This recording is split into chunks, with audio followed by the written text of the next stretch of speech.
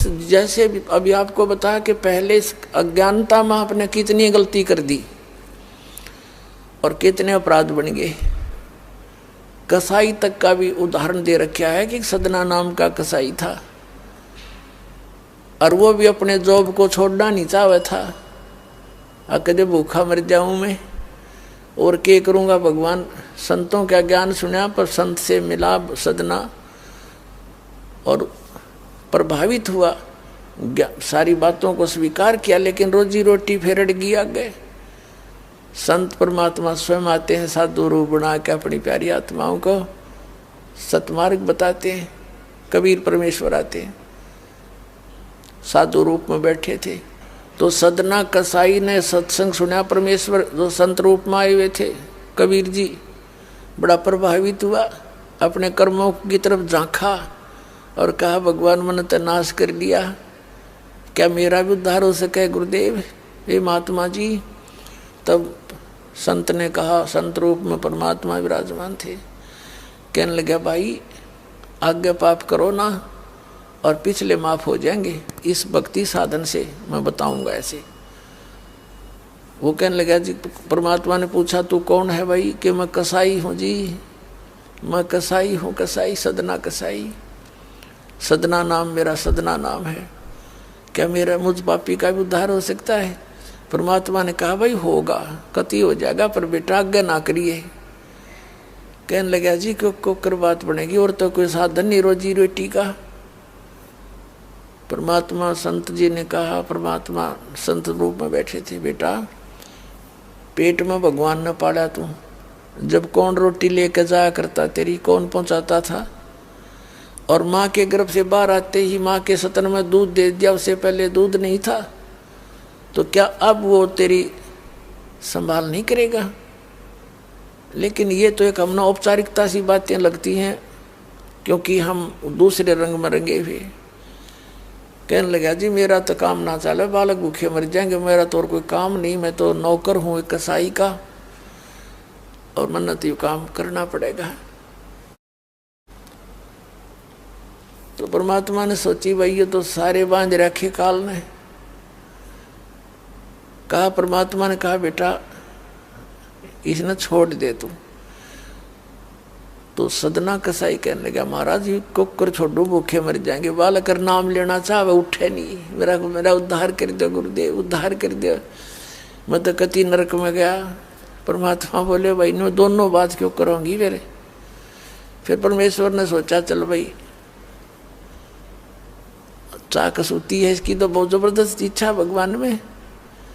तो मालिक ने कहा ठीक है बेटा तू नो करिए,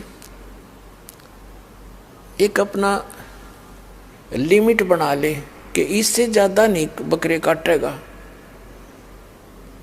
जितनी तू ज्यादा से ज्यादा बना ले, पर रही है वचन पे। अब सदना बोला जी ठीक है। उसने सोचा रोज के 5-4 काटने पड़े हैं, हम बेईमान से। कहने लगा अब जी 100 तो ज्यादा नहीं काटूंगा डेली। परमात्मा बोले अच्छा भाई जाता है, ठीक है बेटा दे रही है वचन पे, अकजी पक्का हूं मैं वचन का। चला गया। अब क्या हुआ कि उस शहर में राजा की लड़की का ब्याह हो गया, बारात आ गई और उसमें बकरे दारू चल रहे। मुसलमान बादशाह था, मतलब मांस तो आम खाते हैं, दारू शराब तो नहीं होगी खैर। अब उसके सदना के मालिक ने आदेश दिया कि सदना बड़ा ऑर्डर आएगा उससे, और भाई ला दिए बकरे ला कर रख दिए 20। अब 20 काट दिए सदना ने, फिर डिमांड आएगी 20 की। और कहने का भाव ये है कि 100 के 100 बकरे कट गए। और सदना ने सोचा हे भगवान कति पूरी बात बनी, हे भगवान आपने प्रण भी आपने रखा, मेरी तो प्रतिज्ञा भी आपने रखी, मांझ 2 के हथियार धर दिए, अकरेगी इज्जत आज तक कति नाश हो गया था।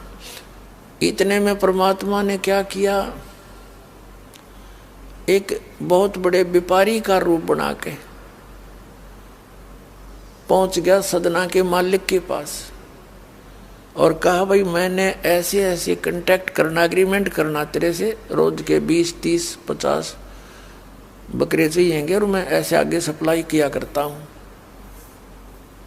तो बड़ा खुश हो गया वो सदना का मालिक कसाई, कहने लगा भाई ठीक है। और वो बोला जी बाकी एग्रीमेंट कराएंगे सवेरे ही, तो मैं थक रहा हूँ, भूख लग रही है कि मैं खाना खिलाओ और बढ़िया बढ़िया स्वस्थ बकरे का मांस बनवाना। अब कसाई ने आदर किया नौकर के, सदना इधर आ। अब वो सदन कसाई आ गया, खां जी कि एक बकरा काट फटाफट। और बड़ा व्यापारी आया है, बड़ा एग्रीमेंट हो गया है, होएगा बड़ी बढ़िया अच्छा। और भोजन तैयार करा, भेज रसोई में। अब सदना के हाथ पैर फूल गए, क्या वाह बात बिगड़ गई भाई, तो ना बनी बात, आज तो प्रतिज्ञा भंग होएगी। अब उसने सोचा कि जब बकरा ना काटूंगा तो यो मालिक नौकरी तो निकालेगा,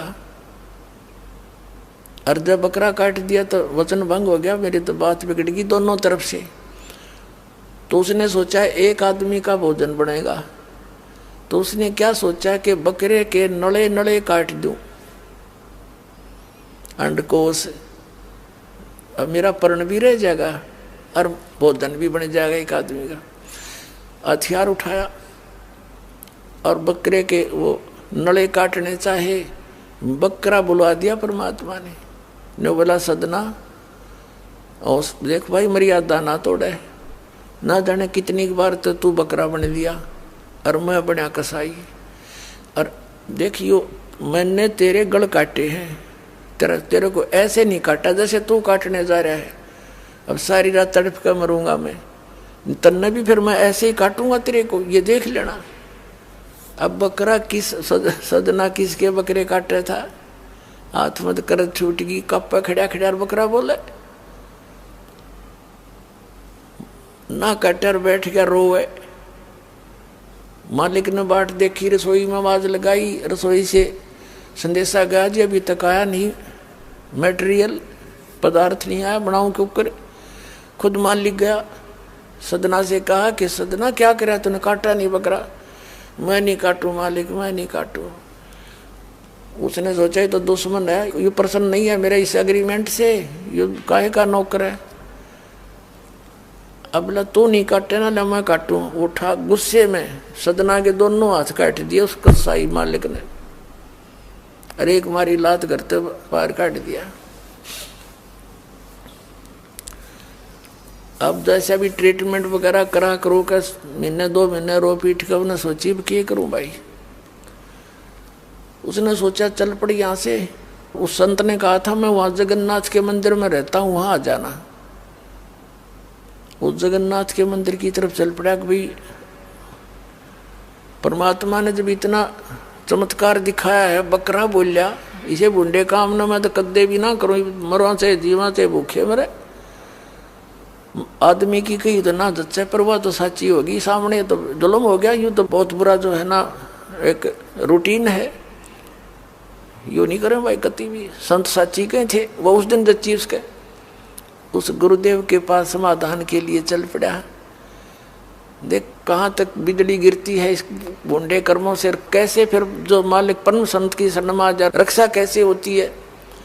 अब वो चला जा रहा था, पहले सरपंच नहीं होते थे, नंबरदार होली सोली होता था गांव का, और 5-4 गांव में से एक गांव वाले व्यक्ति नंबरदार को विशेष और पावर दे देता था राजा, जिस वो दंडित भी कर सकता था अन्य किसी उनको। एक नंबरदार के घर पे रास्ते में जा रहा था, नंबरदार के घर पे रुक गया और कहा जी मैं रात न रुकूंगा, मैंने आगे यात्रा पे जाना है, जगन्नाथ में जा रहा हूँ। तो पहले धार्मिक वैसे तो आम व्यक्ति की बहुत इज्जत करता थे, अतिथि की। नंबरदार ने सदना को रोक लिया, रुक जा भाई रोटी खाइए, अलग से व्यवस्था कर दी, खाना खुना खा ठाठ तरह।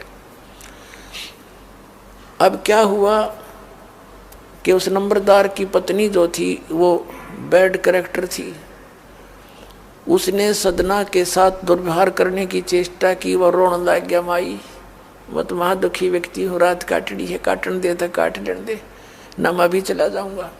तो उसने फिर शोर मचा दिया, अपनी बेइज्जती समझ के लोग इकट्ठे हो गए, अक्यों मेरी इज्जत का गाक बने था, पकड़ लिया और वहीं उस शहर के अंदर, साथ में ही शहर था, वहाँ ले गए। राजा था, वहाँ का नवाब था, उसके सामने उसको पेश किया गया, उसको सजा सुना दी कि इसको मीनार में चिन दो, भुगत कर मरे। इसको कितना नंबरदार ने इसको इज्जत से रखा और इसने धोखा किया, उसी के साथ पत्नी के साथ दुर्व्यवहार करने की चेष्टा की। और उसकी पत्नी ने गवाही दे दी, जी मेरे ऐसे ऐसे सतन पकड़ दिए इसने। अब मीनार के अंदर खड़ा करके मीनार चढ़वा दिया, बंद कर दिया। अकाब मर जाएगा, चिल्ला चिल्ला के रो पीट के। तब सदना ने अर्ज करी है, गुरुदेव मैं तो पापी आत्मा था, मुझे तो चाहे इससे बदतर मौत मार दो, लेकिन मुझे ये भगत कहे थे कि मंदिर में जावे ढेड इसे इसके गुरु होंगे, और ऐसा करता था ऐसा करता था।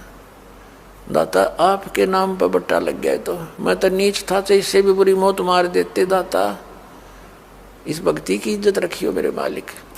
इतना ही कहा था, वो सारा मीनार फट गया और ईंटें उन सरपंच के सर में लगी, उसकी पत्नी के दोनों सतन कट के वहीं गिर गए, खून चल पड़ा। और जिन्होंने ये संदेश सुनाया था, अन्याय का फैसला सुनाया था, उनके सर में ईंट लगी जा जाके। और देखा इतना आवाज हुई, आसपास सब भागे आए, देखने आए, और सदना के दोनों हाथ पूरे हो गए, कटे हुए नहीं रहे। बोलो सतगुरुदेव।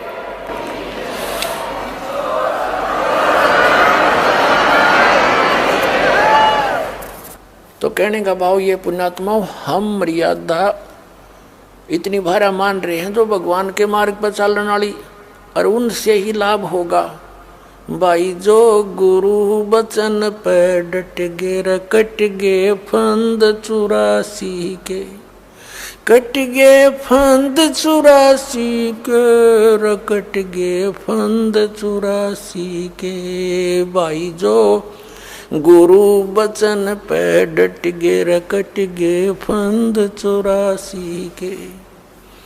वस्तु मिली ठोड़ की ठोड़, मिटगी मन पापी की दौड़। वस्तु मिली ठोड़ की ठोड़, मिटगी मन पापी की दौड़।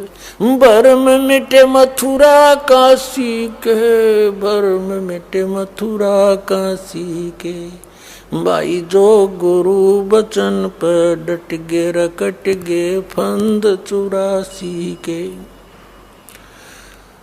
अब पुण्यात्माओं, सदना जैसे कसाई का उद्धार कर दिया उस परम पिता ने, तो आप का तो कहना है कि है जिस मार्ग पर लग जाओ, तो वही मार्ग, वही परमात्मा और वही ज्ञान, वो समाधान आज इस दास को दे रखा है उस दाता ने। इसका लाभ उठाओ, औरों को भी समझाओ, सत्य से परिचित हो जाओ।